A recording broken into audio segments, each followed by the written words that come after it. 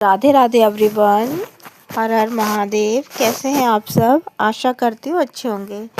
आइए जानते हैं इस वीडियो में हम कि उत्पन्ना एकादशी का क्या महत्व है, कब होती है ये एकादशी और इसका पारण का समय क्या रहेगा।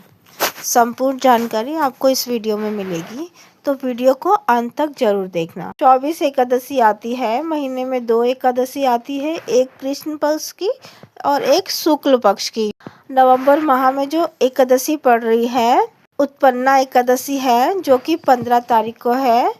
यह एकादशी भगवान श्री विष्णु को समर्पित होती है। वर्ष की सबसे प्रथम एकादशी मानी जाती है।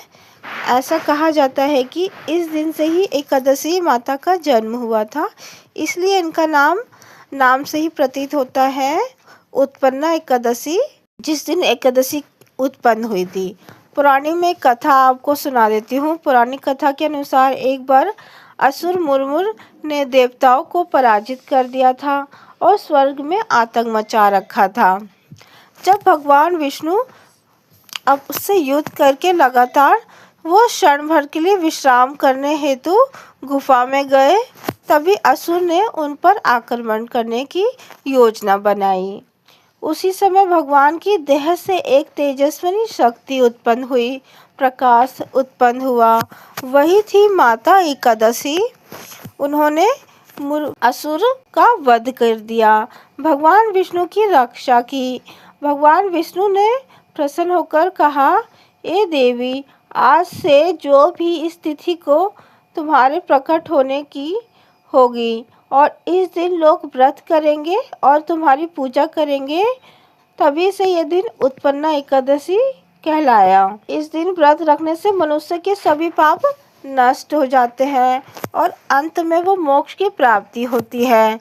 यह व्रत उन लोगों के लिए विशेष शुभ फल होता है जो पहली बार एकादशी आरंभ कर रहे हैं।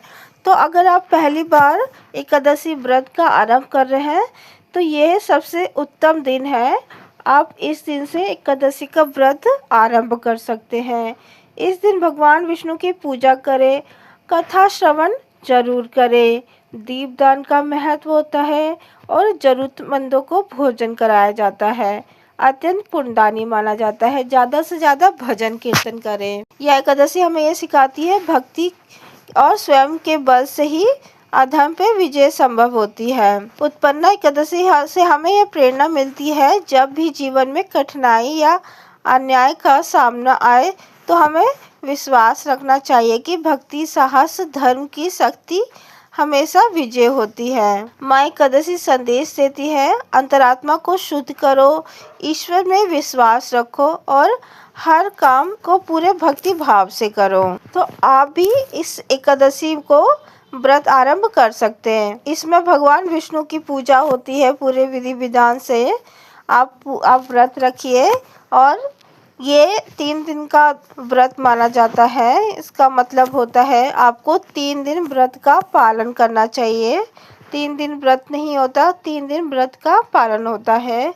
10वीं तिथि से व्रत आरंभ होता है और द्वादशी तक व्रत रहता है। द्वादशी को आप चावल खा के व्रत खोल सकते हैं और एकादशी के दिन चावल वर्जित होता है। एकादशी के दिन चावल नहीं खाना चाहिए और द्वादशी को चावल अवश्य खाना चाहिए।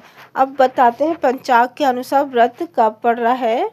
पंचांग के अनुसार जिस तिथि एकादशी का व्रत करने का है, साधक सभी कष्ट और कामनाएं की पूरी होती है, वहाँ मार्गशीर्ष मास के कृष्ण पक्ष में 15 नवंबर 2025 को है और 16 नवंबर को व्रत का पारण करेंगे। तो व्रत का पारण है काफ़ी, इस बार व्रत का पारण पड़ रहा है 1 बज के दोपहर में 1:10 से लेकर 3:18 तक। हरिवासर की समाप्ति हो जाएगी 9 बजे। तो उसके बाद आप व्रत खोलने को व्रत कर सकते हैं। व्रत के लिए आप सात्विक भोजन लें, उसमें तुलसी दल अवश्य डालें, भगवान विष्णु को भोग लगाएं और पंडितों को दक्षिणा दे, भोजन कराएं। उसके बाद आप चावल खा के अपना व्रत खोल सकते हैं। तो ये थी संपूर्ण जानकारी उत्पन्ना एकादशी के बारे में। जानकारी कैसी लगी आपको कमेंट में हमें बताइए। जानकारी ज़रा सी भी अच्छी लगी हो तो इस वीडियो को ज़्यादा से ज़्यादा शेयर करें अपने दोस्तों और फैमिली के साथ, और कमेंट में हर हर महादेव हर जय श्री हरि ज़रूर लिखें। ओम नमो भगवते वासुदेवाय। उत्पन्ना एकादशी की सभी को हार्दिक शुभकामनाएं। आपका दिन मंगलमय हो।